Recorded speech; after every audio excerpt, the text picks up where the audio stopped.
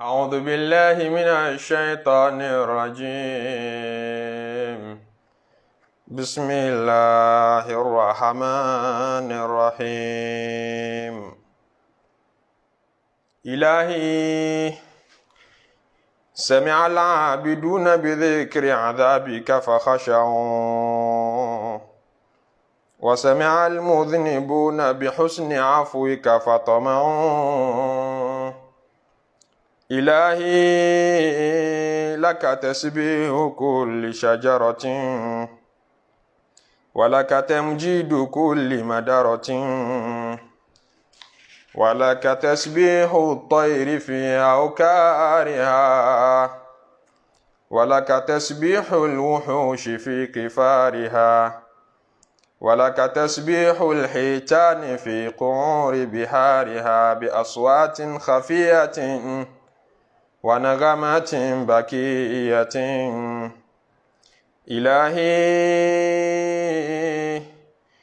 إلهي خشع لك قلبي وجسدي، وصرخ إليك صوتي، وأنت الكريم الرؤوف الرحيم الذي لا يجر النداء ولا يبرم إلهاء الملحين بالدعاء، ولا يخيب رجاء المرتجين. أستغفر الله سبحان الله والحمد لله ولا إله إلا الله والله أكبر، ولا حول ولا قوة إلا بالله العلي العظيم. عدد خلقه ورضا نفسه وزنة عرشه ومداد كلماته. اللهم صل وسلم على سيدنا محمد الشفيع المشفع خير خلق الله، وعلى الأنبياء والمرسلين وآلهم وصحبهم آل الله. Akí Ọlọ́run ọba títí ń jọba bọ̀ látàná, akí òun náà lọ́ba lénìí, akí Ọlọ́run tí ó máa jọba lọ́la, tí ò ní fìgbà kan ṣàìjọba. Akí nínú ògo rẹ̀, nínú ọlá rẹ̀, lórí oore mèremère tó ṣe fún wa, ó fi ṣọ́ ẹ̀ṣọ́ wa. Akí nítorí wípé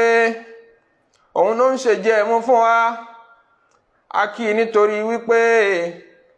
òun ní ń dáàbò rẹ̀ bò wá. Akí nítorí wípé ó ṣe wá ní mùsùlùmí. Akí nítorí wípé ó fún wa lálàáfíà. Akí nítorí wípé ó ní a máa bẹ́gbẹ́ pé wa in ta'uddu ni'matallahi la tuhsuha. Tàbá ní a máa ka orí Ọlọ́run lọ́tún tó ṣe fún wa lè ká tán. A máa kí Ọlọ́run láàárọ̀ wa, a máa kí Ọlọ́run tó bá dọ̀sán, a tún máa kí Ọlọ́run tó bá dalẹ́. Ṣèbí nítorí ká lè kí náà ló fi dá wa, nítorí ká lè kí, ká lè máa sìn, ní fi ń ṣe jẹ́ mú fún wa. Àwa dúpẹ́ tó ṣe wá lọ́mọlẹ́yìn Ànábì Muhammadu. Ìkẹ́ Ọlọ́run, ọlọ́ Ọlọ́run, ajẹ́njẹ́ tó ń rí Ọlọ́run kó bá Ànábì Muhammadu, kó bá gbogbo àwọn ànábì tó ti lọ, kó bá wọn tó tẹ̀lé wọn, àwọn ẹni rere. Ìkẹ́ àtọ́lá Ọlọ́run kó bá wọn àfáà wa, àánú Ọlọ́run kó bá wọn òbí wa, àánú Ọlọ́run kó bá gbogbo wa gbé lápapọ̀ lábẹ́ kíkí ọlọ́lá, kíkí tó dáa ju gbogbo kíkí lọ, tá a fi kíra wa lọ́kùnrin wa lóbìnrin wa, tá a máa bára wa pàdé níbi ìjókòó Suratu Hud, wípé assalamu alaikum wa rahmatullahi wa barakatuhu. Ọba tó tún ní kárìíra wa bá pàdé ní gbangba ọ̀dọ̀ Ọlọ́run ọba, níwájú ilé ọ̀rọ̀ Ọlọ́run ọba, tá a ti fẹ́ mú mi àǹfààní, tá a ti fẹ́ mú mi ìbẹ̀rù Ọlọ́run níbi ọ̀rọ̀ Ọlọ́run. Àwọn ẹrú Ọlọ́run lọ́kùnrin lóbìnrin, adúpẹ́ tọ́lọ́run tó ti wá báyìí. Ọlọ́run má yí wa padà sáìdá. Ọlọ́run jẹ́ a máa ráǹfààní jẹ, Ọlọ́run jẹ́ a máa ṣoríire sí táyà tọ́mọ́. gbogbo pẹ́pẹ́ fúru wa nídìí tọ́lọ́hun Ọlọ́run já máa bá níbi tó lérè nínú súrátù Hud tá a ti ń dára wa lẹ́kọ̀ọ́ náà láṣìwá àti ìkúrò níbẹ̀ abádébi tí Ọlọ́run ọba tí ń pìtàn Nabi Ibrahim fún wa ní àyà 69 ńlá túgbẹ̀yìn ibi Ọlọ́run ti sọ pé walaqad ja'at rusuluna Ibrahima bil bushra qalu salaman qala salamun fama labitha an ja'a bi'ijlin hanidh falamma ra'a aydiyahum la tasilu ilayhi nakirahum وأوجس منهم خيفة قالوا لا تخف إنا أرسلنا إلى قوم لوط وامرأته قائمة فضحكت فبشرناها بإسحاق ومن وراء إسحاق يعقوب Ọlọ́run ní walaqad ja'at rusuluna Ibrahima bil bushra àwọn òjíṣẹ́ àwọn Ọlọ́run tá a rán sí Ibrahim wọ́n dé wá bá bil bushra pẹ̀lú ìró dùnnú qalu salaman in tí wọ́n fi ṣídìí ọ̀rọ̀ wọn kọ́kọ́ sálámà sí níbẹ̀rẹ̀ ọ̀rọ̀ ọfà ká sọ díẹ̀ nípa kíní ń jẹ́ salam adára wa lẹ́kọ̀ọ́ àṣírí orúkọ Ọlọ́run tí ń jẹ́ asàlámù a parí ẹ̀ síbi wípé abẹ́lọ́run kó fi sàlámù bá wa lò táyà tọmọ wọn sálámà sáà Nabi Ibrahim qala sàlámù òun náà dáhùn sálámà padà fama labitha an ja'a bi'ijlin hanidh olúwa wa ní lẹ́yìn tí wọ́n exchange sàlámù tán má labitha kò jẹ́ ó pẹ́ rárá Ibrahim ò jẹ́ ó pẹ́ rárá anja bi'ijlin hanidh títí tó fi gbé nǹkan àlejò dé ó gbé bí màálù kékeré lọ́sáré pa fún wọn lọ́sáré yan fún wọn àwọn kan sì ló ti ní nílé tẹ́lẹ̀ níyìyàn tó ti prepare kalẹ̀ tó ń rán Nabi Ibrahim alayhi salatu wassalam aṣàlejò ní bí orúkọ àfáà nílọrin Dr. Abdulrahim aṣàlejò ó di ní family house kan ní jẹ́bẹ̀ ńlọrin ilé aṣàlejò Anabi Ibrahim alayhi salatu wassalam aṣàlejò ní tẹ́sí pé gbogbo ìgbà tí àlejò bá dé bá kìí ṣẹ̀ṣẹ̀ dáná mọ́ ó ti prepare àlejò kalẹ̀ sunnatu diyafati sunna ká máa ṣàlejò wọn lánàbí Ibrahim ló fi lọ́lẹ̀ ó wá jẹ́ sí pé ó jẹ́ kan gbòǹgbò nínú sunna Islam tá nàbí sallallahu alayhi wa sallam tó dá wa lẹ́kọ̀ọ́ tó pọ̀ lérí ẹ̀ pé anabi sallallahu alayhi wa sallam ni man kana yu'minu billahi wal yawmil akhir ẹni tó bá yẹ sí pé tòótọ́ lọ́gbọ́ Ọlọ́run ọba gbọ́ tó sì gbàjọ́ kan ìgbọ́ tòótọ́ o tó yẹ sí pé ọmọ lẹ́yìn anabi tòótọ́ ni ẹ́ faliu kirimi dọ́ífàwù anabi ní kọ́yà máa pọ́n àlejò lè yẹn ṣàlejò ní nínú sunna Islam lọ́wọ́ tọ́lọ́ náà ní nínú súratul Hashri ó ní wa yuthiruna ala anfusihim walau kana bihim khasasatun dàtà tọ́lọ́ ń ròyìn àwọn sàhábà wọn á ní sàábé kan ló ṣàlejò tọ́lọ́ fi sọ àyà yìí kalẹ̀ nígbà táwọn àlejò kan dé bá anabi sallallahu alayhi wa sallam lọ́wọ́ alẹ́ tá anabi wa ń béèrè pé ta ni ó bá mi tọ́jú àwọn àlejò mi yìí tí ó bá mi host wọn nítorí jíjẹ wọn mímu wọn àti tọ́jú wọn sàábé kan wá náwó nínú àwọn ansor ní kí wọ́n máa tẹ̀lé mi bọ̀ wálé ìgbà tí wọ́n tẹ̀lé délé ó béèrè lọ́wọ́ ìyàwó ẹ̀ pé kí la nílé táwọn àlejò anabi lè jẹ àwọn àlejò anabi ní agbọ́dọ̀ pọ́n wọn lé o sallallahu alayhi wa sallam ìyàwó ní oúnjẹ àwọn ọmọ nìkan tá a máa ń ṣe fáwọn ọmọ tí wọ́n fi sùn ni wọ́n máa jẹ nìkan mọ̀ lání ó ní àgbè fún wọn ni àgbè fáwọn àlejò ni o pẹ̀lú ògùn Ọlọ́run àwọn ọmọ rẹ̀ sùn lébi òun àti ìyàwó náà sùn lébi wọn ò jẹ nkẹ́kẹ́ wọ́n ní nítorí rẹ̀ láyà ń fi sọ̀kalẹ̀ ńjọ́ kejì pé wa yuthiruna ala anfusihim walau kana bihim khasasatun Ọlọ́run ròyìn àwọn sàhábà ó wá ń ròyìn àwọn ansor tó tẹ́wọ́gbà àwọn sàhábà ní Madina ó ní yuthiruna ala anfusihim tí wọ́n bá ní bùkátà sí nǹkankan tẹ́lòmíì náà wá ní bùkátà sí nínú ọmọ ìyá wọn wọ́n sì prefer káwọn tẹ́ ọmọ ìyá wọn lọ́rùn káwọn fi bí panu ara wọn. walau kana bihim khasasatun in tí wọ́n bùn ọ̀hún náà àwọn náà ní bùkátà sí in tí wọ́n gbé fún ọ tán ní kọ́ máa jẹ́ tiẹ̀ tó ṣe bí ìgbà pé wọ́n tó tán ló jẹ́ wọ́n bùn ọ àwọn náà ní bùkátà sí wọn ò tí ì tó ṣerú sàárà bẹ́ẹ̀ fún yàn. walau kana bihim khasasatun nù àwọn náà ebi rẹ̀ ń pa wọ́n. Ọlọ́run ni mo appreciate wọn púpọ̀. Wọ́n ní torí àlejò tárákùnrin òun ṣe ni àyà ní fi sọ̀kalẹ̀. Ó jẹ́ àmọ̀ wípé ìṣàlejò súnà ìsìláàmù nítorí ẹsẹ̀ wálẹ̀. Àwọn mímọ̀ kan bíi al-imam Layth ọmọ Sa'd ìkan nínú àwọn àfáàgbà islam tó live ní sẹ́ńtúrì kejì ní Layth ọmọ Sa'd ilẹ̀ Egypt ló gbé akẹgbẹ́ ni ọ̀rẹ́ ni fáwọn ọmọ Malik bí wọn Malik ṣe ń gbé Madina lòun ń gbé ní ilẹ̀ Cairo. Òun ní nínú opinion tòun kíyàn ó ṣàlejò nínú Islam dandan ni kì í ṣe súnà lásán. Ìyẹn ni pé kì í ṣiṣẹ́ ládá lásán tálejò bá sọ̀kalẹ̀ sí ọ lọ́dọ̀ tọwọ́ akọ̀ tó fún ọ ní nǹkan àlejò ọ gbẹ̀ṣẹ̀ níwájú Ọlọ́run wọn kọ ẹ̀ṣẹ̀ kalẹ̀ fún ọ nítumọ̀ wájib. Ìyẹn ni pé obligatory ni kò ṣe yàn lálejò kì í ṣe nọ́mbà túláàsì ní nínú Islam nínú opinion al-imam Layth ọmọ Sa'd. Ẹ̀rí tó sì mú wá ní hadith anabi tí ó là anabi sọ pé laylatu dhayfi haqqun wọn náà anabi sọ pé laylatu dhayfi haqqun òru kíní tálejò bá ṣe lọ́dọ̀ rẹ̀ yẹn dandan ni ìwọ ni kò ṣe lálejò kó tọ́jú ẹ̀. Àmọ́ ìtọ́pọ̀jù nínú àwọn afa Islam wọ́n dúró lórí wípé kí n ó ṣàlejò sunna ni tọ́lá lùbáríkà ní ẹ̀ bá ṣe yọ ọ̀dàládà rẹ̀ àmọ́ bí yàn bá ṣe tó bá ya hun rẹ̀ n tó ṣe ọ̀dà àmọ́ àríbi fẹsẹ̀ fìdí ẹ̀ múlẹ̀ pé yọ gbẹ̀ṣẹ̀. Wọ́n ní nítorí nípa Nabi sallallahu alayhi wa sallam ó sọ pé ad-diyafatu thalathatu ayyamin ìjọ mẹ́ta náà là á fi ṣàlejò ìjọ mẹ́ta náà ni à fi ṣàlejò. Ìyẹn ní pé bá ti kọjá ìjọ mẹ́ta ó ti dára lè ṣàlejò mọ́ tí wọ́n bá fún ọ lóúnjẹ tí wọ́n fún oúnjẹ lọ́ọ́ mọ́ wọn ò gbẹ̀ṣẹ̀. wàjá ìzátùhù èyí tí ó wá jẹ́ ẹ̀bùn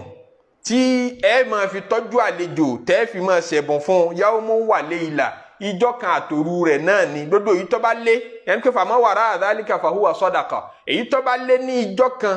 tẹ́ fi ṣe lálejò yẹn sàárà lásán lẹ́ ń ṣe fún. já ìzátùhù tà nẹ́bí wí ń bẹ̀ pé èyí tá a ní kẹ́ ẹ ṣe ń bẹ̀ kẹ́ ẹ fi bọ́n lẹ́bùn kẹ́ ẹ fi tọ́jú ẹ̀ wọ́ọ̀dù tá nẹ́bí lò yẹn sallallahu alayhi wa sallam ló jẹ́ àmọ́ ìpè kì í ṣe dandan torí jẹ́ ìzà ló pè é. Wọ́n ní ajá sí pé súnà ní ntọ́da ká máa ṣe ni lágbàtà nẹ́bí Ibrahim alayhi salatu wa salam dẹ̀ ti fi lọ́lẹ̀ ń ló ti di àṣà tí gbogbo Lárúbáwá ti mọ̀ kódà níjọ́ tí Islam ò tí tá nẹ́bí Muhammad sallallahu alayhi wa sallam ò tí dé wọ́n ti sọ ó ti di culture yìí pé kí n ò ṣe àlejò wọ́n dẹ̀ ká kún láìfí pé àlejò sọ̀kalẹ̀ sọ́dọ̀ yín ó wá sùn lébi èébú ńláńlá ni ló jẹ́ nínú culture Lárúbáwá kódà kó jẹ́ bọ́kan kí wọ́n jẹ gbèsè kí wọ́n fi ṣe èèyàn lálejò wọ́n á máa jẹ gbèsè. Wọ́n pe ẹnìkan ní hatimu tọ́ì tọrẹ ni olówó ni tọ́láwọ́ gan-an gbogbo Lárúbáwá máa fọ̀rọ̀ rẹ̀ pòwe tó bá dibi ká láwọ́ ká tọrẹ. Ó wá bá ọmọ kan pàdé wọ́n lọ́mọ òrukàn ni wọ́n béèrè lọ́wọ́ hatimu tọ́ì pé ǹjọ́ bẹ́ẹ̀ nìkan pàdé tó tọrẹ jù ọ lọ tó láwọ́ jù ọ lọ rí láyé. Ó ní òun ọ̀bẹ nìkan pàdé tó tún láwọ́ tó wọn àfẹ nìkan ọmọ kékeré ni. Ó lóun bá a pàdé ọmọ kékeré yẹn lòun wá ń bi pé òun sọ̀kalẹ̀ síbi tẹ́ǹtì rẹ̀ òun ṣèrìn àjò kan lọ ni. Òun wá béèrè ọ̀rọ̀ rẹ̀ lọ́rọ̀ lọ́mọ òrukàn lòun àmọ́dodo tí bàbá àwọn fi ilẹ̀ sáyé kọ̀kọ́já àwọn ewúrẹ́ wọ̀nyí àwọn ewúrẹ́ náà ń lọ bí ó lé ń tààtì. Ọlọ́mọ ní kò sì ṣe méní méjì ọlọ́ọ̀dì kan nínú àwọn ewúrẹ́ wọn ọlọ́ọ̀dù fóun ó sì tààtì náà ó yan ó sè é ó wá ṣe bí agbárí rẹ̀ ibi tí ọlá agbárí yìí tíbi tí mọ̀dọ̀mọ̀dọ̀ ọpọlọ wà ó bá wọn gbé wá pé sóun láìkì à ń jẹ ọpọlọ òun lòun láìkì ó gbé fóun òun gbádùn òun jẹ tán. Ìgbà tó táwọn tún sọ̀rọ̀ lọ́mọ ń wá rí i pé òun láìkì kínní lọ́ba tó lòun ń bọ̀ wá lọ́ba tó lọ pẹ̀ràn kan sí i. Níbi orí yẹn ó tún bá òun ṣe ọpọlọ ó tún gbé wá òun tún jẹ ọpọlọ mi kò tún pẹ́ kò tún jìnnà ó tún lọ pa mí òun ọmọ yìí pé ńlọ pẹran ń gbé wá ńlọ pẹran mi ń gbé wá ni. nígbà tó yá lòun wá béèrè pé ọpọlọ yìí ṣé ó ní ó pọ̀ tó bá ń tẹ́lẹ̀ ni àbíbò ló ti jẹ́ lọ́wọ́ ni àbó tí nígbà tó ń rí pọ̀ fẹ́ràn rẹ̀ wọn ò mọ̀ rí àmọ́ gẹ́gẹ́ bí àṣà alárúbáwá pé ká máa ṣàlejò ká máa gbàlejò nígbà tó ń rí pọ̀ gbádùn ẹ̀ òun láìkì ẹ̀ òun lọ pa gbogbo ẹran tóun níní òun pa gbogbo ẹran tó ní tí bàbá rẹ̀ fi ilẹ̀ fún ọ. Hátìmù tọ́ ní tọ́mọ òun ṣe jọ òun lójú pé òun rẹ́ nìkan tó lawọ́ jù òun lọ ọmọ nìní ọwọ́ àfi rànkúnmí pé ṣé ewúrẹ́ nìwọ́ pa fún mi rànkúnmí 300 wọn ló kó fọmọ náà. àwọn èèyàn á sọ fún pé àmọ́ rànkúnmí tí wọ́n fún ju ewúrẹ́ tó pa fún ọ lọ ó ní bẹ́ẹ̀ níṣẹ́ rí ntọ́mọ yẹn ná gbogbo tó ní lọ́nà fóun rànkúnmí 300 tèmi fún kò tó nǹkan kan nu tèmi ná ni mo di olóje ń sọ pé lawọ́ jù mí lọ. àṣà wọn ni nílẹ̀ Lárúbáwá ká Nábì sallallahu alaihi wasallam tó dé kí wọ́n máa ṣàlejò kí wọ́n máa tọ́jú àlejò tó bá sọ̀kalẹ̀ sí wọn lọ́dọ̀. ìsìláàmù náà wá dé wá kọ̀nfàmù ẹ̀ nínú àwọn nǹkan tí ìsìláàmù bá nínú àṣà Lárúbáwá tí ìsìláàmù náà wá promote ẹ̀ pé ó ti kúrò láṣà lásán eléyìí ti dẹ̀sìn. èyàn ò ní gbúrò eléyìí ní sèkọ́ nínú tradition Lárúbáwá ni àwọn ò ní bá wọn ṣèyún ìsìláàmù ti dé ìsìláàmù ti yí kúrò ní tradition ó ti di ẹ̀sìn tọrọdọ̀ anabi Ibrahim alayhi salatu wasalam ní tí ń bọ̀ wá. Ọlọ́run ní fama labitha anja abi ajlin hanith anabi Ibrahim alayhi salatu wasalam kò jí ó pẹ́ rárá nígbà táwọn àlejò dé tán sálámọ̀ síra wọn kódà kò tí ì mọ béèrè according tó bá ṣe rí nínú verse nínú alukur'an kò béèrè kí ló kọ yín ṣàlejò dénà báríkà ẹja lọ́dún jẹ wá fún wọn ẹja tọ́jú wọn. ìyẹn ló dá wa lẹ́kọ̀ọ́ pé bí yẹn ṣe ṣàlejò bí yẹn ti gba àlejò ọ̀yàyà la fi pàdé àlejò àìrojú pàdé àlejò aburú ni nínú ẹ̀sìn. kéèyàn sọ̀kalẹ̀ sí ọlọ́dọ̀ gẹ́gẹ́ bí àlejò ń bọ̀ láti ìlú òkè ń bọ̀ láti ìlú kan àbọ̀wá kí ọ náà ni ọwọ́ adé ọkọ̀ọ̀kọ̀ rojú pàdé ẹ̀ náà tó ti ń jí ọmọ yé wípé already àti welcome ẹ̀ àbọ̀ ń sọ fún pé ẹ̀ bá ti sọ fún mi pé ń bọ̀ náà kàn jálù yẹn báyẹn ti sọ fún mi pé ń bọ̀ signal tó fún yẹn náà dáa signal tó welcome rẹ̀ rárá kò bá Islam mu bẹ́ẹ̀ kì í ṣàṣẹ ẹ̀sìn tọ́ra àlejò tó sọ̀kalẹ̀ sí ọ̀hún ẹni tó tọ́jú tó rí ọnu Ọlọ́run lára rẹ̀ ni tújú pàdé àlejò sì ní dẹ́kọ̀ ọmọ ròyìn pírọ́blẹ́mù tó ní fàlejò lẹ́ẹ̀kan náà tóró tó bá ti ń ṣe bẹ́ẹ̀ àlejò tó bá smart yóò ti mọ̀ pé ọ̀rẹ́dì àti ṣàwọn fóònù nígbà tó sọ̀kalẹ̀ lẹ́ẹ̀kan náà tó wá ń bá sọ̀rọ̀ gbèsè tó jẹ àti bí ìgbà ṣe le fún ọ sí ìyẹn máa ń sọ yàyà ìyẹn máa ń fi ìdùnnú pàdé àlejò ni. wọ́n ní Lárúbáwá kan ó ní ahun alẹ́ afa kan onlaakai ni wọ́n ṣe pé Jahiz ọ̀jọ̀gbọ́n Lárúbáwá ni òun ní ó rí ìtàn ahun kan ó wá pa lẹ́rìn ó wá ní òun fẹ́ dọkumẹ́ǹtì ìtàn àwọn ahun ó wá ń béèrè lọ́wọ́ àwọn èèyàn káàkiri pé gbogbo ìtàn ahun tẹ́ ẹ bá mọ̀ láyé mo fẹ́ kẹ́ ẹ máa dájọ́ fún mi wọ́n wá ń dá tàn àwọn ahun jọ fún ó wá kó jọ ó pè ní Kitabul Bukhala tírà àwọn ahun ìwé àwọn ahun odindi ìwé ni. nínú ìwé yìí ló ti pìtàn arákùnrin kan láhun fáadé bíi pé ọmọ bíbí inú rẹ̀ náà tí wàá jogún ahun lára ẹ̀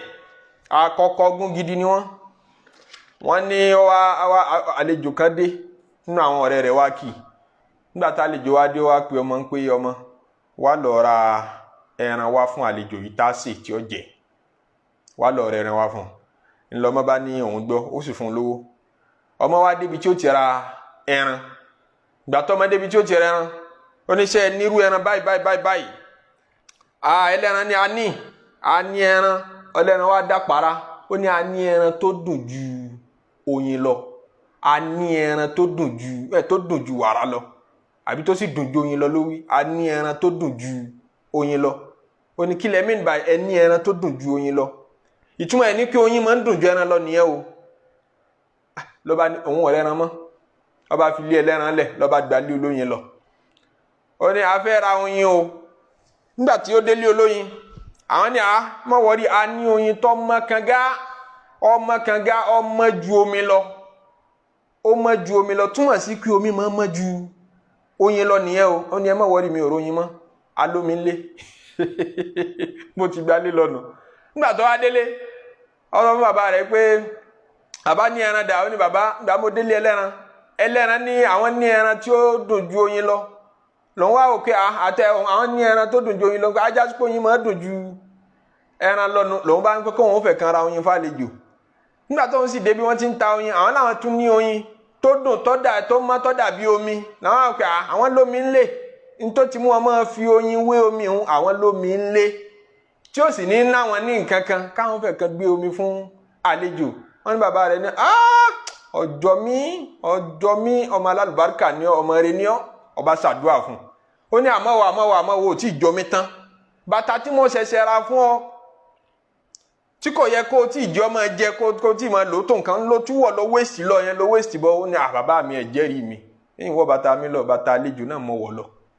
bàtà àlejò tó wá kí wọn iná lọmọ túwọ̀ lọ ló ti lọ bá anájẹ ẹran wá tí ò tún padà rà mọ́. Ìkan nínú àwọn ìtàn tí Jahiz fi sínú tírà rẹ̀ ni àṣà Lárúbáwá ni kí wọ́n ṣàlejò kí wọ́n túraká tí àlejò bá dé. Nínú súnà ìsìláàmù tábà ṣèyàn lálejò ni pé nǹkan àlejò tẹ́ bá fẹ́ fún ẹ má jẹ́ ó pẹ́, kó ti wá jòkólẹ̀ wákàtí kan wákàtí méjì kẹ́ ẹ má fomi lọ kẹ́ ẹ má fi nǹkan kan lọ yẹn àbùkù ní nínú Islam. Nígbà tó lọ sọ̀rọ̀ ànábì Ibrahim ń bí ní sàlẹ̀ salatu wassalam ní fàmọ́ làbífà kò jẹ́ ó pẹ́ rárá. Iyì nǹkan àlejò ní pé kẹ́ ẹ má jẹ́ ó pẹ́ tẹ́ fi pìrìsẹ́ntì ẹ̀ fàlejò, ẹ má jẹ́ ó pẹ́ rárá, ẹ má jẹ́ ó lọ́ra. Anja abi'ijlin haniz ó di màálù tí wọ́n ti yan tí wọ́n ti grill náà ń pè ní hanir, màálù tí wọ́n grill tí wọ́n ti yan. Wọ́n dẹ̀ máa tún pé haniru níyì tí wọ́n bá sun ṣẹ̀ńpọ́tọ̀ nìyí tá fi òróró tá ń grill ẹ̀ nínú náà, ọ̀tọ̀ wá nìyí tí oníchàkó tí wọ́n bá máa ń ṣe bí barbecue. Àwọn àfáà kan tú sọ́tún àwọn kan tú sósì pé kò jí ó pẹ́ rárá tó fi lọ́ọ́ gbódìndí màálù wá tí wọ́n ti yan bẹ́ẹ̀ fáwọn màláìka. Kò tí ì mọ̀ wọ́n pé màláìka ni wọ́n, òun kàn gbé wá pé àlejò dé ẹja máa tọ́jú wọn. Èyàn jí ó pẹ́ tí yẹn fi gbóúnjẹ wá fàlejò, kódà yẹn fi lọ àlejò pé kílẹ̀ jẹ àbùkù ní kílẹ̀ jẹ báwo. Gbé ń tọ́ bá nílé wá fún lẹ́ẹ̀kan náà, ìyẹn ṣẹ̀ṣẹ̀ bá dámọ̀ràn yìí pé kílẹ̀ wá fẹ́ jẹ báyìí. Àpẹẹrẹ ahun ni kí wọ́n mọ̀ pé kílẹ̀ wá fẹ́ jẹ báyìí kílẹ̀ wá fẹ́ jẹ kó dúdú ń tẹ́ bá nílé wá fún lẹ́ẹ̀kan náà. Àfi tó bá jára alé tóun náà free láti sọ ń tọ́ bá fẹ́ fún yín lókù. Àmọ́ àyè sọ fàlejò kí ẹ má tijú o, ẹ má ìran àlejò ní tijú. Ẹ̀yin lẹ́gbẹ̀ẹ́ tẹ́ bá nílé tẹ́ bá ní láti ọ́fà rẹ̀ lẹ́gbẹ̀ẹ́ wá fún lẹ́ẹ̀kan nínú súnà Islam ló wà. Ìyẹn Abul Ala al-Ma'arri ó ní látẹ́sẹ̀ alẹ́ dọ̀ífà ìní àtàmúta ó zuhuran fil layli halaka fi ba'dil qirarabu fil layli halaka fi ba'dil qirarabu. Àyè béèrè lọ́wọ́ àlejò ìní àtàmúta ó zuhuran tó bá fún lóúnjẹ lọ́sàn kọ́ máa bí pé fílẹ̀ ilé alákàfẹ́ bá dé ilé kẹrọ arabu ṣẹ́ẹ̀tù jẹun alẹ́ náà. Wọ́n máa béèrè lọ́wọ́ àlejò pé ṣẹ́ẹ̀tù jẹun alẹ́. Àlejò tó bá ní làákà inú ti mọ̀ tún mọ̀ ọ̀rọ̀ yóò ní kò nídìí mọ́, èmi tí ẹ sábà jẹun alẹ́ tẹ́lẹ̀ náà nítorí kò ní ríbi dàìjẹ́sì tí màá fi sùn. Nítorí pé yóò ti mọ̀ ọ́ láhùn pé ṣẹ́ẹ̀tù jẹun alẹ́ náà irú ìbéèrè rádáadáa ònà tó bá ló ń jẹ́ fún mi ní tó bá fún mi. Fílẹ̀ ilé alákàfẹ́ bá dé ilé kẹrọ arabu filẹ̀ ilẹ̀ alákàfẹ́ bàdẹ̀ kẹrọ́rábù. Ó dà tọ́ bá ní tó nǹkan ẹnu tọ́ bá níyẹn náà fọ̀yàyà gbé fún àlejò. Tọ́ bá sì gbé oúnjẹ fàlejò yẹn máa gbé fún kọjá tí ẹ bá rò pé ó lè jẹ ni. Ẹ má fún un ní díẹ̀ kẹ máa sọ pé tí ó bá tó ẹ sọ o, kò ní sọ fún yín tí ó bá tó yóò lọ ó ti tó náà ni. Ọmọlúwàbí yóò ní ó ti tó àmì ní ìjẹun tó nǹkan. Kò ní fẹ́ kẹ́ rí òun gẹ́gẹ́ bí wọ̀bìà, kò ní fẹ́ kẹ́ rí òun gẹ́gẹ́ bí ẹni tí olójú kòkòrò. Nínú súnà àti ẹ̀kọ́ tá a fi máa ń ṣàlejò ní pé wọ́n ní tí níbàámu pẹ̀lú àṣà, wọ́n ní tí ẹ bá fẹ́ ṣàlejò tálejò bá fẹ́ jẹun yìí tí ò fi máa tijú tí ò fi ní lè tọwọ́ bó ń jẹun bí tẹ́ ẹ bá wà. Àwọn kan ní ẹ kúrò, àwọn àfọ́ mímọ̀ kan ní ẹ kúrò ń bẹ̀, ẹ má jẹ́ ó sojú yín tí ò fi jẹun, kọ́ má jẹun sojú yín. Ẹ dá wọn àtóúnjẹ dá ara wọn kó lè dára bó bá ṣe wọn. Nígbà tẹ́ gbé fẹ́ẹ̀kì fún ẹ gbé ọ̀bẹ fún òun ò sínú àwọn ìjọ tí máa ń lo gbogbo tẹ́ kó fún yẹn, ọwọ́ ni ọwọ́ rẹ̀ ó ṣùọ̀ fún gan-an. Ẹ sọ kò sí mọ bí ó ṣe ṣe nígbà kò sí síbí nínú tẹ́ kó wáyé òun tún mọ síbí lò kò sóhun náà ń bẹ̀. Wọ́n á ń wo ọwọ́ wo lòun ó gbé tọ̀tún sí, ọwọ́ wo lòun ó gbé tòsì sí. Ẹ kúrò ń bẹ̀ ẹjọ́ dára bó bá ṣe wọn pẹ̀lú oúnjẹ. Ẹ fún un ní freedom tẹ́ bá mọ̀ pé yóò jí kára rẹ̀ ó túká. Àwọn fún mímọ̀ kan sì ní àwọn àlejò mi ń bẹ tó jẹ́ sí wípé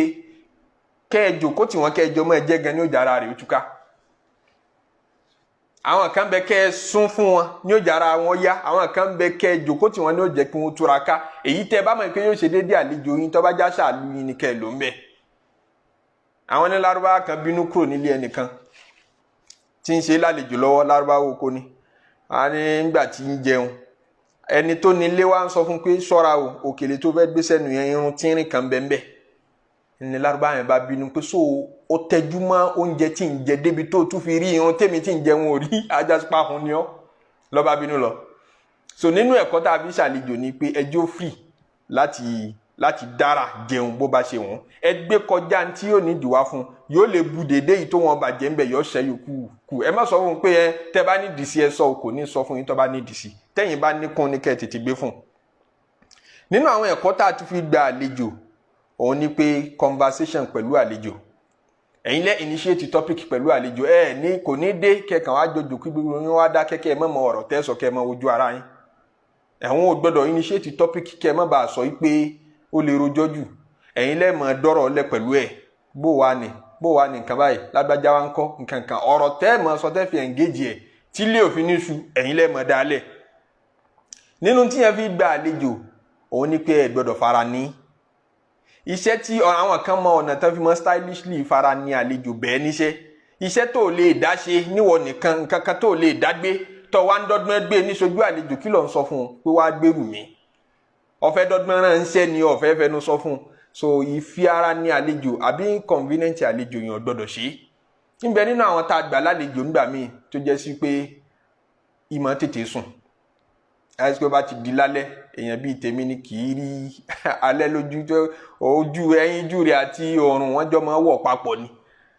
Tọ̀ ẹ sì gbà lálejò, ẹ̀yin sì máa di bíi 11-12 kẹ́ tó sùn, bóyá aago kan lẹ́ mọ́ sùn. Òun tó bá ti di bíi 9 ó ti sùn àbí 9:30 ó ti fẹ́ sùn. Tọ̀ ó ti wá wà níwájú yín, ẹ̀ ń bá arojọ́, ẹ̀ ń play TV, ẹ̀ ń ṣe kíní kan,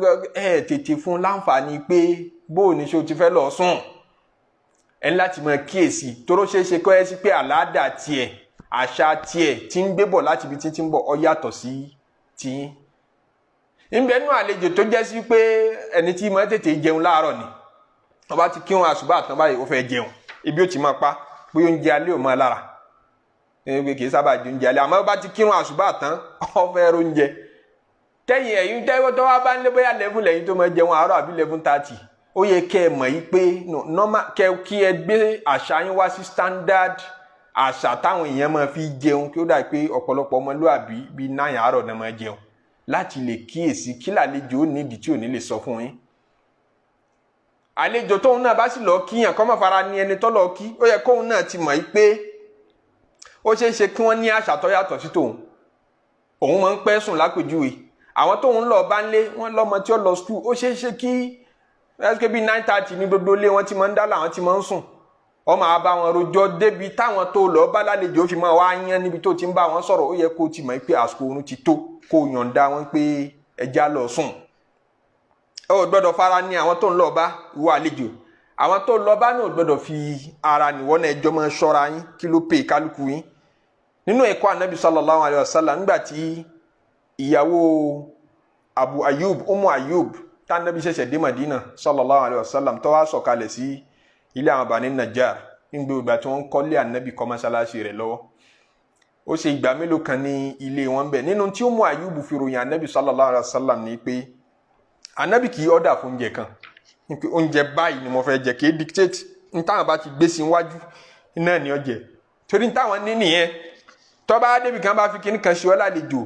nínú tí ìtìjú dálẹ́jọ́ ni pé kó o má sọ pé àyìnfẹ́ lè yí nǹkan báyìí mo fẹ́. Tó bá yẹ pé tí wọ́n nílé ńkọ́ kò jù bẹ́ẹ̀ lọ, àbí tí agbára wọn ká nìyẹn ńkọ́. Wọ́n á fara ní wọ́n mọ̀ pé mo fẹ́ nǹkan báyìí, mo fẹ́ nǹkan báyìí, mo fẹ́ nǹkan báyìí. Àbí àfìgbà tó tú wọn láṣìírí ìyàwó ẹni tó lọ kí ọmọ tó ló fẹ́ yẹn ṣe. Sórí ìgbà tán bá fẹnu wí fún ọ. Tó bá ti mọ̀ pé ó ní wọn lára, ó ní láti mọ̀ mend the culture tiẹ̀ kó lè ṣe déédéé tiwọn. Mo ti lọ kíyàn sí lérí nígbà tó di bíi 9 àárọ̀, èmi bàjẹ́ àárọ̀. Mo wá kí wọn sílé nígbà tí ń di bíi 9 àárọ̀, mi ò rí kí wọ́n fóúnjẹ lọ̀ mí. Ó ń di bíi 10 wọn ò fóúnjẹ lọ̀ mí. Èmi ò kí ń sábà jẹun alẹ́. so ebi yẹn máa pa mí sùn á jẹ́ kí n tètè fẹ́ jẹun àárọ̀ nígbà tí mo rí bẹ́ẹ̀ ńjọ́ kínní mo rí bẹ́ẹ̀ ńjọ́ kejì mo rí kékeré ṣe pọ́ ṣèṣì ntọ́kàn ńjọ́ kẹta ni pé mò ń bọ̀ wá mo fẹ́ nasẹ̀ lọ káàkiri àdúgbò pé mo máa sá láìkì kí n máa nasẹ̀ káàkiri mo dọ́gbọ́n wá rẹ́sítọ́rántì lọ màá lọ jẹun màá wà ókè n bá ti jẹun màá wà ókè màá nu ẹnu nù dáadáa màá wá padà wálé ẹ bá máa ṣe ń jẹ àárọ̀ lágo mọ́kànlá kò sí problem anytime tẹ́ ẹ bá tó ló yá náà ni ẹnu ọ̀tí bá lágbára ń bẹ̀ náà máa jẹ so àmọ́ èyí tí n fi máa fara ní pé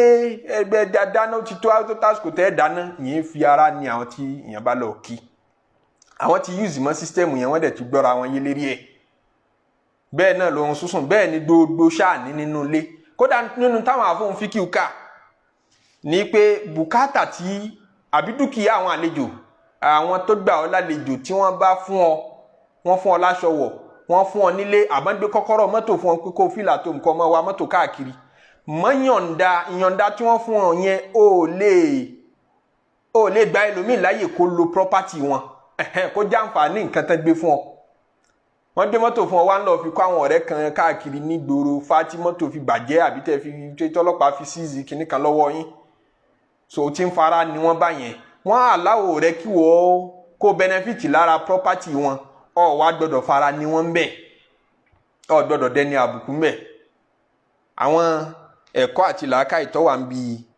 a ṣèyàn lálejò nu wọ́n ní nínú ẹ̀kọ́ tó tún wà fún ẹni tó bá fẹ́ sọ̀kalẹ̀ sọ́dọ̀ yẹn gẹ́gẹ́ bí àlejò ní gàdúl basor àlejò máa rẹ ju rẹ̀ ńlẹ̀ especially ọ̀nà kitchen àìtẹ́júmọ́ bẹ́ẹ̀ tó bá ti ń tẹ́júmọ́ ń tẹ́ ń gbé wọ kitchen bá ṣe ń jáde ńbẹ̀ bá ṣe ń wọlé bá ṣe ń jáde ńbẹ̀ túmọ̀ ẹ̀ ní pé ò tí ì yó ìyẹn máa rẹ ju ńlẹ̀ ni àwọn tó sì lọ kí sílé ilé wọn lè má tóbi kẹ́sí pé àwọn ìyàwó wọn àbí nǹkan kan ní di privacy àwọn obìnrin tán ń gbé bẹ́ẹ̀ èyí tó fi máa wò hànàhànà bí ìgbà pọ̀ gbádùn ìyẹn ṣe bẹ́ẹ̀ ìyẹn máa rẹ ju ńlẹ̀ tó bá jẹ́ àlejò wọ́n fi ní Sayyidina Ali radiyallahu ta'ala anhu ó ní nínú tí máa ràn yàn lọ́wọ́ láti lè ní àmójúkúrò tó bá fẹ́ sọ̀kalẹ̀ sọ́dọ̀ èèyàn gẹ́gẹ́ bí àlejò ní pé kó jẹun láti ilé kó tó lọ tán bá pè é síbi ìpàdé kan àbí ìpèjọ kan Sayyidina Ali wọ́n ní máa jẹun láti ilé kó tó lọ yọ jẹun dání láti ilé kó tó lọ wọ́n á pè ọ́ sóde pé afẹ́sòde ìyàwó afẹ́sòde ìkómọ tó wá ń fi bí para rẹ kalẹ̀ láti bí ìjọ 5 kalẹ̀ ló ti ń dáwẹ̀ tó ti dà níyẹn sí kọ́ lọ jẹun náà tó bá dọ̀hún tán bá ní sọ́rí kúlà ráìsì kan ìyá kan ti jí gbé lọ kúlẹ̀ ẹran ẹnìkan tó wà lọ́wọ́ rẹ̀ ó ti tilẹ̀kùn mọ́ níbì kan lọ́ba máa kanra lọ́ba máa bínú so kò yẹ kó rí bẹ́ẹ̀ tó bá dóde tí ọba ti wojú lẹ̀ tó bá rí i pé oúnjẹ ò sọ́plọ́ọ̀sì bó ṣe lérò ń bẹ́ẹ̀ rọra yọ ọ̀sẹ̀ kó ló ń bọ̀ wá lọ wá rẹ́sítọ́rántì kan kó jẹun lọ́nà àlàáfíà tó bá jẹun tó yó dáadáa padà wá sójú àdúrà bá ní aṣẹ́ ti jẹun mọ́ wà alright tí ẹ ti jẹun mọ́ wà okay àwọn náà ti gbọ́ language yẹn pé ẹ wà alright ó ti jẹun nìtumọ̀ ẹ̀ sàmọ́ ètò fi máa ṣe hànàhànà tó máa bá wọn du oúnjẹ káàkiri kò bá ẹ̀kọ́ ẹ̀sìn mu àwọn àfọ̀mímọ̀ tó wá gbé ìyẹ̀wò mára wọn lọ́wọ́ pé ta ló ṣe dandan àbí ta ni ó ṣẹ̀tọ́ gẹ́gẹ́ bí pa sọ pé súnà ní ká ṣe èèyàn lálejò ta ló ṣẹ̀tọ́ ká ṣe lálejò sára àgbòrò ní àbárò oko èèyàn ní pé ọ wà ní Ìfakọ̀jayé ẹnìkan wá kí ọ láti Ìkòròdú ǹjọ́ tọ́ sí àlejò nínú Islam àbí ẹni tí bá ń bọ̀ láti jìnnàjìnnà nìkan ló yẹ ká ń bọ̀ láti ìlú òkè Ìbàdàn ní tí ń bọ̀ wá sẹ́kọ̀ọ́ Ìlọrin ní tí ń bọ̀ wá sẹ́kọ̀ọ́ ẹ ṣe lálejò àbí ẹ lè ṣe ẹni tí ń bọ̀ láti gbòòrò náà nìkan ń bọ̀ láti Òṣòdì ó wá kí yín ní Agége àbóhùn náà tọ́ sí nǹkan àlejò ara àwọn àfọ̀mímọ̀ tí wọ́n sọ pé náà ẹni tó bá jẹ́ pé nù gbòòrò lẹ́jọ́ wà síra yín dandan kọ́ ni kò tiẹ̀ sínú súnà ń pé ládàá bẹ́ẹ̀ kẹ́ ṣe lálejò tẹ́ ẹ bá bùn ẹ̀bùn náà ni èso dìyàfà súnà tù dìyàfà ò sí fún ara àwọn àfọ̀mímọ̀ tí wọ́n sọ kí bí Imam Shafi'i pé àwọn kò bá àjára tòsí kò bá àjára jìnnà nítorí pé ń bẹnu ara tòsí chesike ó ní bùkátà so ń jẹ gan ju ara jìnnà lọ ìtòsí lẹ rò pé tí ń bọ̀ wá àmọ́ ebi tí ń tẹ̀lé bọ̀ ń bọ̀ láti Kòròdú traffic jam tó dáa dúró tó títí tí tájọ́ ń tẹ̀léra wọn bọ̀ kò easy ó lò bí 3 hours 4 hours lọ́nà kó tó dé Agége so ó dé tán tebi ebi ló tẹ̀lé dé ẹ̀yìn sì wá ẹnìkan sì wá ń bọ̀ láti odindi Ìlọrin kó tó kúrò ńlọrin ó kọ́kọ́ jẹ túwó náà ọjẹ tí ó tọ́ wà òkè tínú rẹ̀ kún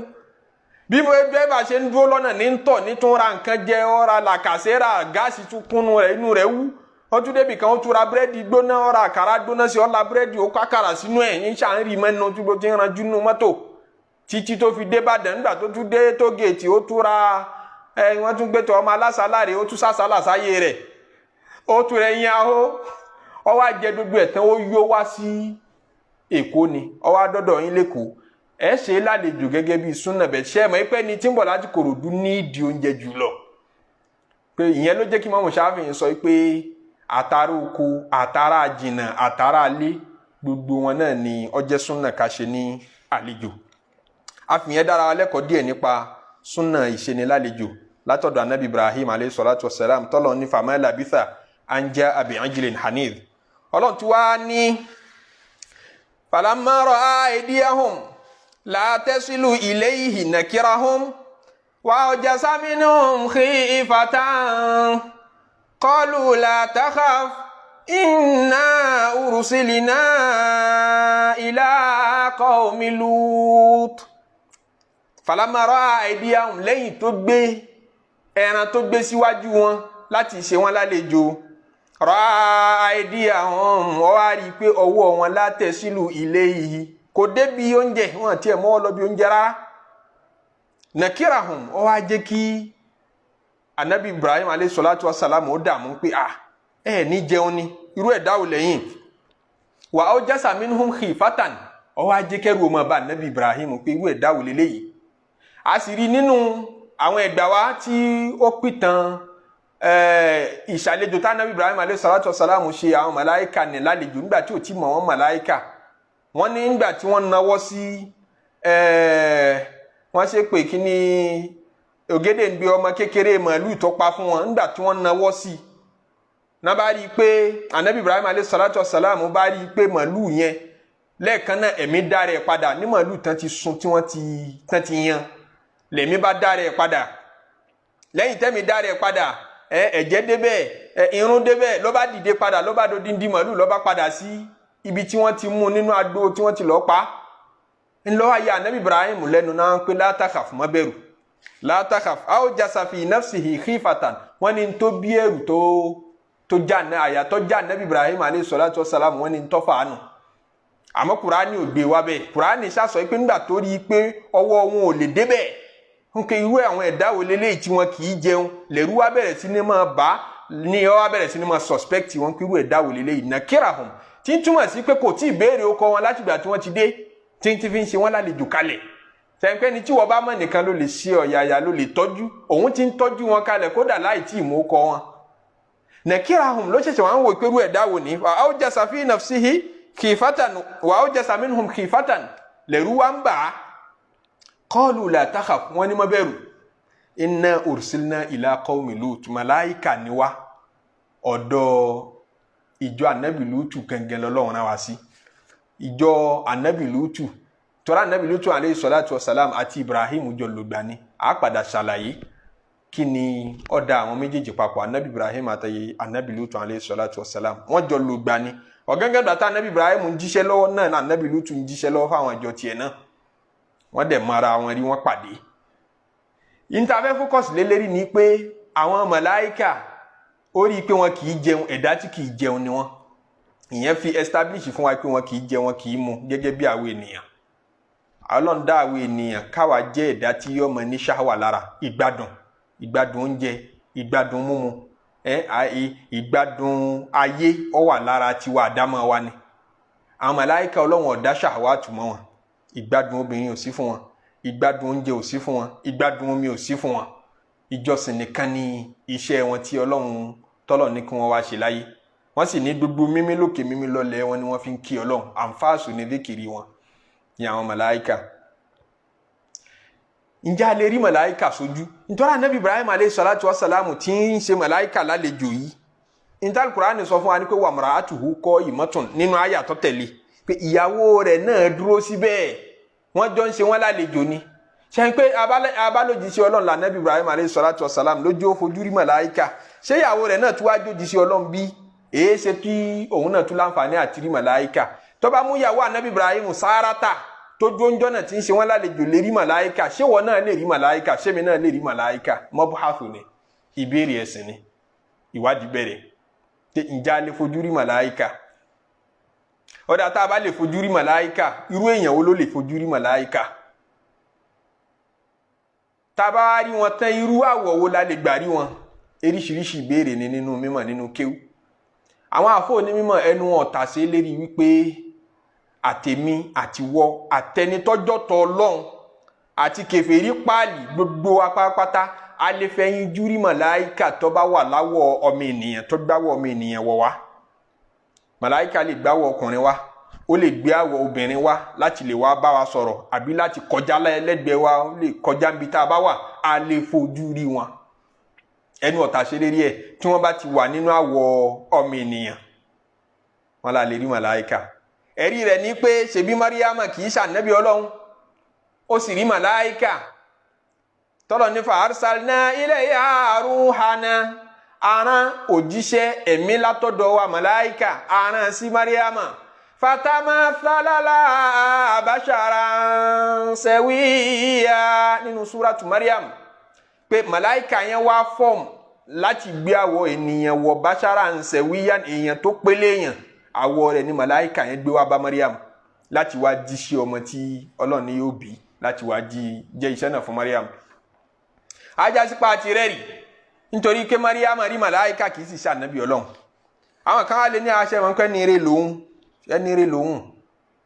Jibrilu nǹkan alayhi salatu wassalamu ṣe bó wá kí ànábì Muhammadu sallallahu alayhi wa sallam tí gbogbo àwọn sàábé tí ń bẹ́ẹ̀ rí tí wọ́n fẹ́ yin júrí sí Jibril àdìsí tó gbajúmọ̀ tí gbogbo wa mọ̀ tí wọ́n ní ó fi erunkun kan erunkun ànábì ṣẹ̀dídù bayadi thiyabi aṣọ rẹ̀ funfun ṣẹ̀dídù bayasawadi ṣáàrì irun orí rẹ̀ dúdú la yura alayhi asaru safari tíyàn bá rí yàn tiẹ̀ ní wò pé iṣẹ́ ní ń bọ̀ láti jìnnà ni ajásí paráàlú ní ọ̀jẹ́ àmọ́ tòun ti bẹ́ẹ̀ wà láyà àrífòhó minna àhádù ẹnìkan kan ò tún mọ̀ rí nínú wa pé kì í ṣaráàlú àwọn sábẹ́ wọn ròyìn rẹ̀ yẹn pé ọkùnrin kan ṣàdé tí wàá bá ànábì sọ̀rọ̀ ni wọ́n ń béèrè lọ́wọ́ ànábì pé akhbirni anil islam kí ni ń jẹ́ islam ju islam fún mi tànábì bá dá lóhùn tán yóò ní ọgbà wọ́n ń yà wọ́n lẹ́nu kí ń béèrè ń tún kọ̀rẹ́tì ẹni tí ń dáhùn béèrè pé ó ló dà akhbirni anil iman kí ni ń jẹ́ imani ó yá fún wa ní ìrò nípa ìgbẹ̀yìn ayé àdìsí tó ti gbajúmọ̀ tí gbogbo wa mọ̀ nígbà tó dìde tí ó dáná dáhùn lórí òbéèrè tán tó dìde tó lọ ànábì ní iṣẹ́ mẹ́ni tọ́tọ́ wà wọn láwọn ọmọ Jìbìrìlù nù ọ wá láti wá kọ́ yín lẹ́sìn lórí òbéèrè tí ń béèrè yẹn fáǹfààní ẹ̀yin tẹ̀ ń gbọ́ ní pé kẹ́ ẹ lè fetí gbọ́ kí ní ń jẹ́sìn ajá sí pé a lè fojú rí màláìkà tó bá wà ní àwọ̀ ènìyàn àwọn màláìkà ta ni wọ́n wọ́dọ̀ ànábì Ibrahim alayhi salatu wa salamu iṣẹ́ mọ̀ pé a ní wọ́n sọ fún ànábì Ibrahim pé má bẹ̀rù ursilna ila qaumi Lut ìjọ ànábì Lut lọ́lọ́run rán wa sí láti lọ jẹ wọ́n yà wọ́n sì padà lọbẹ̀ tó tọ́ta padà kasúra yìí débẹ̀ àwọn ìjọ ànábì Lut máa ṣe jẹ́ kèfèrí tó wọ́n fẹ́ yin jú rí àwọn màláìkà yìí tán tún fẹ́ mọ́ kí wọ́n mọ́lẹ̀ tán fẹ́ mọ́ bá wọn sùn tó ra àwọn máa ṣe homosexual lọ́dọ̀ wọn lọ sọ ajá sí pé kèfèrí náà lè fojú rí màláìkà àdìsí ànábì tó gbajúmọ̀ àwọn arákùnrin mẹ́ta kan tí kan já fọ́jú tí kan jẹ́ adẹ́tẹ̀ tí kan sì jẹ́ tẹ́ rí ń dùn kan nú wọn tí wọ́n jẹ́ aláìní tí wọ́n ń tọrọ tara ni wọ́n tí màláìka dé wá bá wọn tọ́lọ̀ ní kó fún wọn lálàáfíà wọ́n sì fún wọn lówó tí wọ́n padà lówó tán padà ṣàìmoore ṣe é mọ̀ pé wọ́n rí màláìka sójú ajásùpá lè rí màláìka sójú kò sí ìjìyàn ń bẹ nínú Islam ìyàwó Aisha radiyallahu ta'ala anha ó rí màláìka sójú tó wọn mọ̀ pé Jibrilu ni ẹ̀yìn tó lọ tán ni Ànábì ní sórí ẹkùnrin tó rí lẹ́ẹ̀kan yẹn ó ní sórí dáadáa mo rí dáadáa Jibrilu nù ó ní mọ̀ kí ọ yukuri òkè salam ó ní mọ̀ kí ọ. Irbad ibn Sariya sàábì Ànábì dáadáa òun náà nígbà tán ló dàgbà tó dodo àdúrà kan bẹ tó bẹ̀rẹ̀ sí ní máa ṣe tí ń ṣàdúrà tí ń tọrọ ikú ẹnìkan arákùnrin kan wá bá ti ń sọ fún kí àdúrà tó ń ṣe yẹn ọ̀yẹ́ bó bá ṣe máa ṣe é ní ó tún kọ́ ládùúà nígbà tó wá kọ́ tó ń ta ni ó ń gbà ó dákọ̀ rẹ̀ ó jẹ́ màláìka ajá sí pé wọ́n lè wá kọ́ wa ní nǹkan màláìka lè yọ sí ọ lọ́kùnrin lóbìnrin láti wá kọ́ èèyàn ní nǹkan pé mo fẹ́ kọ́ ní nǹkan báyìí mo fẹ́ kọ́ mọ nǹkan báyìí nínú àdúrà nínú àzíkìrì nínú nǹkan rẹ̀ wọ́n lè yọ sí yàn bẹ́ẹ̀ kò sábúrú mbẹ̀ àwọn àfọ̀jìyàn eléyìí èyí tí àríyànjiyàn díẹ̀ mbẹ́mbẹ́ òun ní pé ìrí màláìkà sójú àmọ́wọ̀ nìkan lọ́mọ rí gbogbo àwọn tẹ́jọ́ jókòó ní rí àwọ̀ èèyàn náà ni màláìkà wọn bá wá gbogbo àwọn tẹ́ ẹjọ́ jókòó ní rí ìwọ nìkan ló máa rí eléyẹn ní sábà ṣẹlẹ̀ sí Ànábì sallallahu alaihi wasallam ọ̀pọ̀lọpọ̀ ìgbà tí àwọn màláìka bá wá fara hàn Ànábì tí Jìbìrìlù wá tó mú wá yìí wá ní o àbí màláìka míì náà ló wá fara hàn Ànábì sallallahu alaihi wasallam àwọn èèyàn kì í sá àwọn tó bá ń bẹ kì í sábà rí wọn sójú Ànábì ni ó máa rí màláìka àmọ́ màláìka tó wá yẹn náà tó mú Kùránì wá àwọn èèyàn lòun náà gbé wá kì í ṣe pé ó wá ní ìfọ́ọ̀mù bọ́lọ̀ ń ṣe dá màláìka yẹn gẹ́gẹ́ òun náà yíra padà ó di bí ènìyàn ó wá àpíẹ̀ sí Ànábì nìkan láàrin àwọn èèyàn ǹjẹ́rù yìí tí ń ṣẹlẹ̀ sí Ànábì sallallahu alaihi wasallam yẹn lè ṣẹlẹ̀ sẹ́lòmíì tí kì í ṣe Ànábì Ọlọ́run ìdáhùn àwọn mímọ̀ lérí rẹ̀ náà tún ni pé eléyìí náà tún pọ́síbù àwọn kan ní ọ̀ pọ́síbù àmọ́ yìí tẹ́rì yìí tó bẹ̀rì mu jù ní pé Ọlọ́run lè fi nǹkan kan hàn yàn tó máa rí nínú ẹ̀mí nínú màláìka tí ó dẹ̀ máa bọ́ sọ̀rọ̀ tó máa gbọ́hùn ẹ̀ táwọn èèyàn yòókù ò ní rí Ọlọ́run lè ṣe bẹ́ẹ̀ ẹ̀rí rẹ̀ láti inú Al-Qur'an onípọ́lọ́ nínú alladhina qalu rabbuna Allahu thumma istaqamu àwọn tí wọ́n dúró ti Ọlọ́run ọba pé Ọlọ́run ọba lọ́ba tiwa tá a mọ̀ sìn thumma istaqamu tán dẹ̀ dúró déédéé lérí ẹ̀ tán mọ́ Ọlọ́run lẹ́yọ̀ kan tán dúró déédéé lérí ẹ̀ tatanazzalu alayhimul malaikatu ọ̀pọ̀lọpọ̀ àfáàtù sí pé nígbà tán bá fẹ́ kú tatanazzalu alayhimul malaikatu àwọn màláìka ó máa sọ̀kalẹ̀ lé wọn lérí pé alla takhafu ẹ fọkàn balẹ̀ ẹ má jáyà ìpé ń bo ní ọ̀rọ̀ mi ọjà síwájú Ọlọ́run òun ọmọ rí màláìka lókù tó ti fẹ́ kú ẹ̀yin tẹ́ wà ń bí ò ní rí wala tahzanu ẹ má banújẹ́ lérí àwọn ọmọ tó fẹ́ filẹ̀ lérí property rẹ lérí gbèsè rẹ pé bó ni ó ṣe di sísan gbogbo tó fẹ́ filẹ̀ sáyé Ọlọ́run ó take care rẹ̀ iwájú tó dájú kan náà yóò dùn fún ọ fọkànbalẹ̀ wa abshiru bil jannati allati kuntum tu'adun àlìjánà tó ti máa gbúrò tá ti máa ṣe ládéhùn fún nígbà tó wà láyé yẹn ẹ ó ti fẹ́ kú báyìí máa dunnú kalẹ̀ ọ wà àlìjánà yẹn nahnu awliyaukum fil hayati dunya wa fil akhirah ṣé o mọ̀ pé ń jọ́tọ̀ ń bẹ láyé náà àwa ni tímọ́tímọ́ rẹ̀ gbogbo bí tó bá ń lọ là ń tẹ̀lé ọ lọ́bẹ̀ àwọn màláìkà ní sọ̀rọ̀ nínú Al-Qur'an wa fil akhirati tó bá dijọ́ kan iná àtún ní fiọ́lẹ̀ àwa náà la máa tẹ̀lé ọ káàkiri so a já sí pé a lè rí màláìka ìyẹn bẹ́ẹ̀ nu Suratu Fussilat àyà 30 àwọn ẹ̀mọ̀ pẹ́ ní ta ní rí màláìka ya ayé ló sì wà kò tí ì kú àmọ́ ti fẹ́ kú tí ń túmọ̀ sí pé a lè fojú rí màláìka mọ́mẹ́ǹtì tí ń rí yìí àwọn tábà lẹ́gbẹ̀ẹ́ rẹ̀ nígbà náà ti ń pọ̀ kàkà kú àwọn ò ní bá a rí màláìka òun nìkan ni ó máa rí Ọlọ́run sì sọ tàwọn ẹni ibi náà nígbà táwọn náà bá fẹ́ kú wọn máa rí màláìka nínú Suratul Waqi'ah wọn wà láwùlá idha balagatil hulquma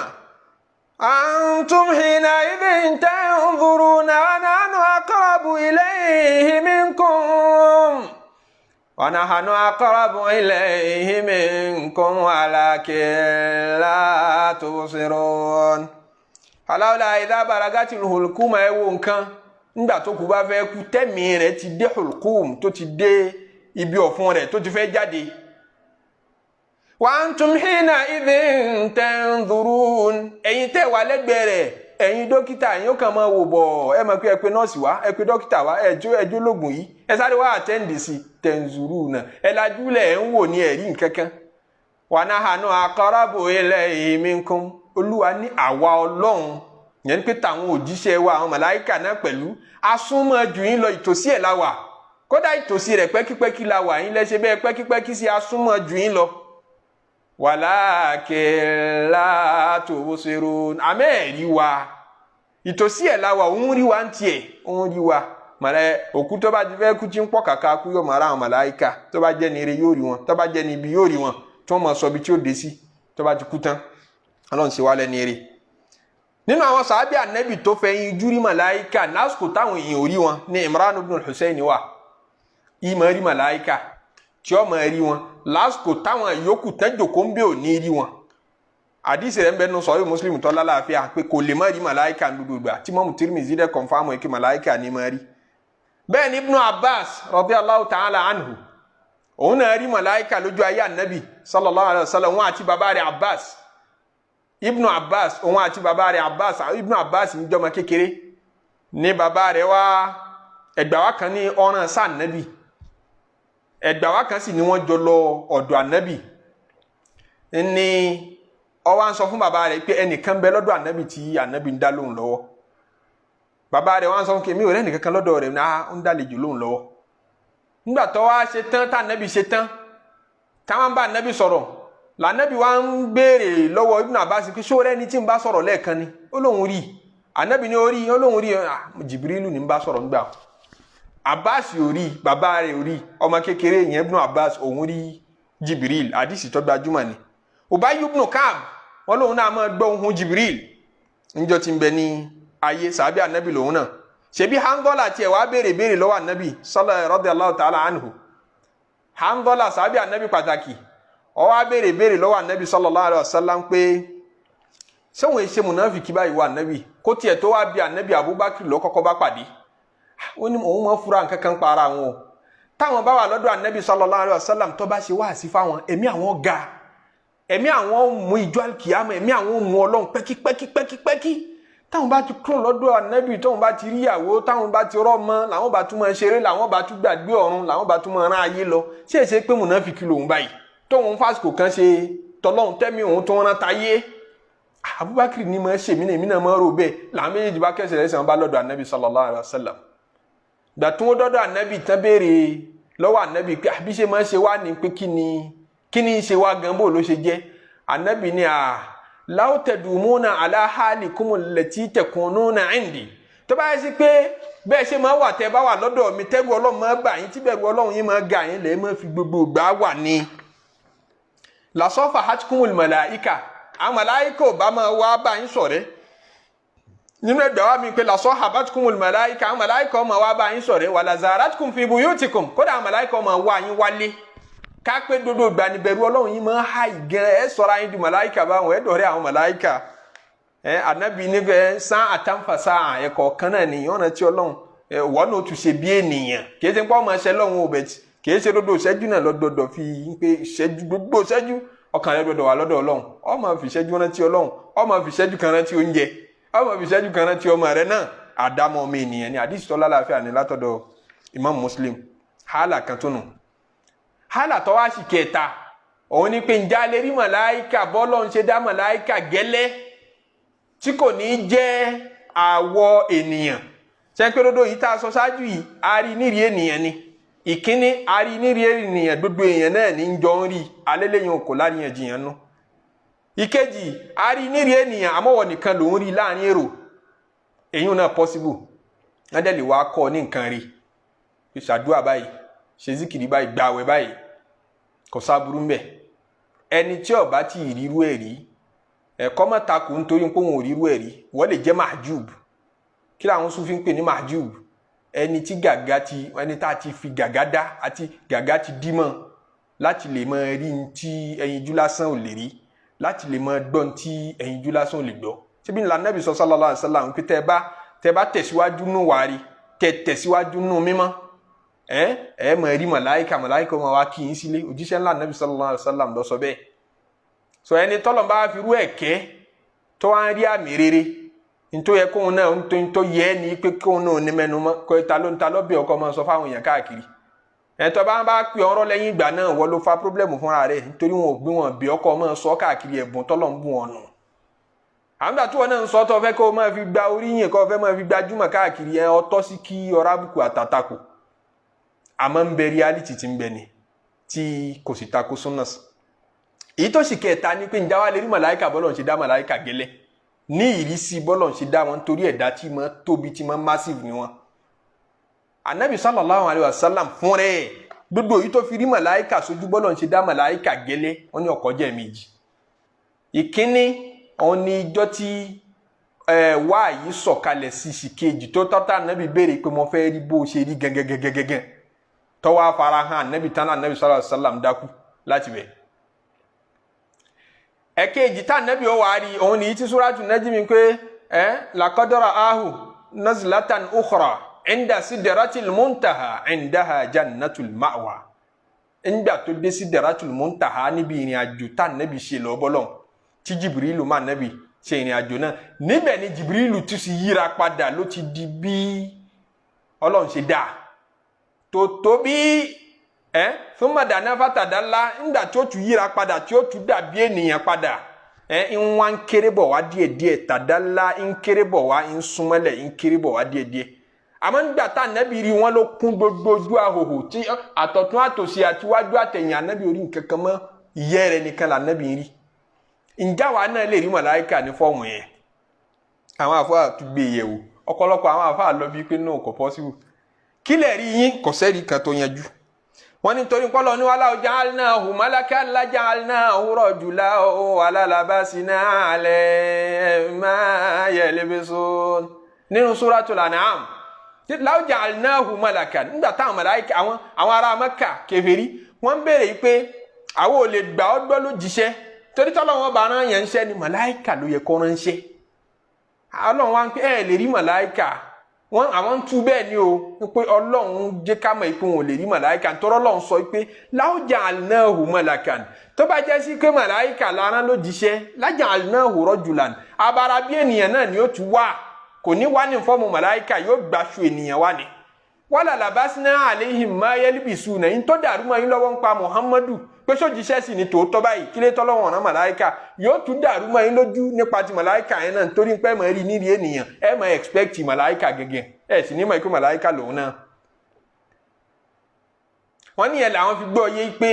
ajá sí pé màláíkà ò ṣe rí sójú. sọ́lọ́ tún sọ nù Suratul Isra pé law kana fil ardi malaikatun yamshuna mutma'innin, kápá àwọn màláíkà tí wọ́n máa ń rìn fíìlì ń bẹ lórí ilẹ̀ ni lanazalina alayhim minas samai malakar rasula, àbá sọ àwọn màláíkà kalẹ̀ láti sánmọ̀ pé káwọn ajíṣẹ́ fún yín. bẹ́ẹ̀ tí wọ́n yìí ṣẹ̀dá tí ibi tí wọ́n tú sínú. àmọ́ àwọn mímọ̀ kan sọ pé rárá ẹ má tú bẹ́ẹ̀, àwọn kèfèrí lọ́lọ́run bá sọ̀rọ̀ pé wọn ò lè rí màláíkà ní ìfọ́ọ̀mù tí màláíkà rí gẹ́gẹ́, àwọn ẹni Ọlọ́run lè rí i. in tá fi rò pé wọ́n lè rí ni pé ṣe bí mójísà ló jẹ́ fún Ànábì Muhammad sallallahu alaihi wasallam láti lè rí màláíkà Jibrilu bó ṣe rí gẹ́gẹ́. ṣe bẹ́ẹ̀ ti gbàgbé ké píríncípù kan bẹ láàrin àwa yín tí gbogbo wa jọ fẹnu kò sí pé má sọ́hàt mu'jizatan, nǹkan tó bá tọ́ láti jẹ́ mójísà fún Ànábì Ọlọ́run kan sọ́hàt an takuna karamatan li waliyyin, ó tọ́ láti jẹ́ karama fún wàlí Ọlọ́run. Ànábì Ìsá alayhi salatu wassalamu máa jí kúnjọ́ tí ń bẹ láyé pẹ̀lú yọ̀ǹda Ọlọ́run. bẹ́ẹ̀ ni ẹni Ọlọ́run náà lè sin lọ́n débẹ̀ kọ́lọ́n fẹ́ fi ṣàpọ́nlé fún nínú ọkùnrin nínú obìnrin tóun èsì ṣànábì Ọlọ́run tí ó sì ṣàdúrà sókù tí ó sì dìde. Ọlọ́run lè ṣe bẹ́ẹ̀ torí gbogbo alájọ gbẹ́nu sílẹ̀ lájọ fẹ́nu kò sí píríncípù wípé anything tó bá ti lè jẹ́ mùjísà fáwọn ànábì Ọlọ́run ó ṣeé ṣe kó jẹ́ kírú rẹ̀ jẹ́ kàrámọ̀ fún wàlíì tóun èsì ànábì Ọlọ́run náà. so ìrí Jìbìrìlù sójú tó bá jẹ́ sí pé mùjísà ló jẹ́ fún ànábì Muhammad sallallahu alaihi wasallam, Ọlọ́run lè ṣe é fún ẹni tí è ṣe Ànábì Muhammad náà tó jẹ́ mẹ́mbà ìjọ ànábì. Imamu Ghazali wíbẹ̀, Izzuddin Abdulsalam wíbẹ̀, Ibn Abidin wíbẹ̀. wọ́n ní ẹ̀rí jẹ́ mi ìṣó tó wá jẹ́ practical example, òun wá ní sàábì ànábì tádìí sẹ̀rẹ̀ lálàáfíà Usaid ibn Khudayr. Usaid ibn Khudayr ó jẹ́ nìkan tó mọ Kùránì ká àti sọ̀tàn rẹ̀ rí lérí kíní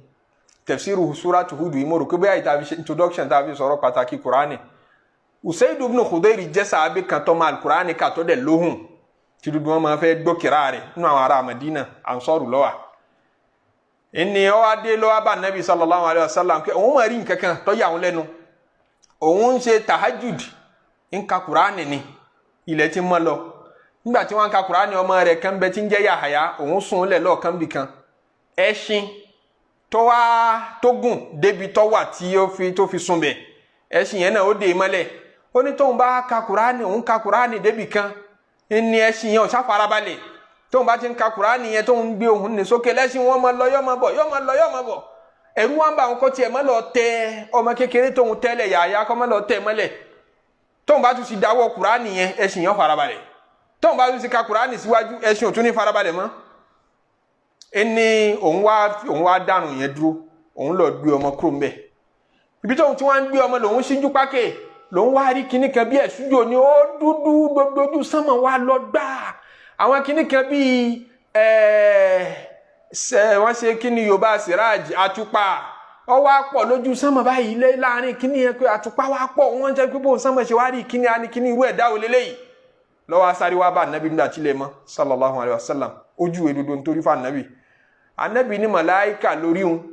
wọ́n ń gbádùn kùránì rẹ ni wọ́n ti lẹ̀ mọ́ ọlọ́run pẹ́kípẹ́kí wọ́n ń gbádùn ẹ̀ onítọ̀ bá dákẹ́ kùránì yẹn ni ilé ọmọ bá wọn bẹ̀ tí gbogbo èèyàn máa rí màláíkà anabi sallallahu alaihi wasallam sọ bẹ́ẹ̀ hadith tọ́lá láàfíà lọ́dọ̀ Bukhari àti Muslim ni ìyẹn ló jẹ́ àmọ̀ yìí pé màláíkà ọlọ́run lè fi ṣe kàrámà fún wàlí ọlọ́run kó rí màláíkà sójú ní fọ́ọ̀mù bọ́lọ̀ ń ṣe dá màláíkà gangan kò sí ní tó burú mbẹ̀ wọ́n sì lè kọ́ yàn ní nǹkan rí ti azikiri báyìí ìwà rí báyìí wọ́n lè fún yàn márùn kò túmọ̀ pé yàn gbà wáyé kó ti wá dà anabi ọlọ́run kìí sá anabi ọlọ́run wọ́n wá kọ́ ní nǹkan ni kí àsìkò wa má bàa lọ jù ó ti táìmù tá a mọ̀ fi bára wa sọ̀rọ̀ ti pé ibi àtúndé ni ibi tọ́lọ̀ ti ń sọ pé falamaro àìdí ahumla tẹ̀sílù ilayhi ìgbà tí Ibrahim rí i pé àwọn àlejò ohun yìí wọ́n náwó tó oúnjẹ tó ń gbé fún wọn yìí nakirahum ó wọ́n kúrú àwọn èèyàn ó lélẹ́yìí wa awjasa minhum khifatan ó jẹ́ kẹ́rù wọn máa bá qalu la takhaf wọn ní má bẹ̀rù inna ursilna ila qaumi Lut ní problem pẹ̀lú rẹ̀ ìjọ ànábì Lutu ni wọ́n rán wa sí wàmùràátùhù qa'imatun ìyàwó ànábì Ibrahim náà ń bẹ nítòsí tájọ́ ń ṣe wọn lálejò fadahikat lọ́ba rẹ́rìn tó bá di ìjọ mẹ́jọ pẹ̀lú gọ́nà àtúmọ̀ sọ kí ló fa ẹ̀rín yẹn kí dẹ̀ ní ìtumọ̀ ẹ̀rín o fabasharnaha bi Ishaqa wa min wara'i Ishaqa Yaqub ọlọ́mọṣẹ́ alibarika suratu Hud ọlọ́njẹ́ òmù wa dàrú ọlọ́njẹ́ àmọ́ gbígbọ́ rẹ̀ àti wíwò rẹ̀ ọlọ́njẹ́ àmọ́ sóore nínú ìgbésí ayé wa o lára ara wa lára ọmọ lára aya la ilaha illallah ọlọ́njẹ́ aláṣepẹ́ nínú Islam nínú àlàáfíà nínú imani nínú aziki àti ìfàyàbalẹ̀ wala sallallahu alayhi wa sallam wájá láti bọ̀ tán rí abádínú sàárè kábáyọnu ọlọ́run pàdé tàbádéwájú wọ ọlọ́run níjọ́ àkìyàmọ̀ kábáyọnu rẹ̀ pàdé ṣèwá lọ́mọ àlìjẹ́nà mọ́ ṣèwá lọ́mọ náà tọ́jú wa ní fi dáàbò rẹ̀ bò wá ní mọ́jẹ̀ wá ń yà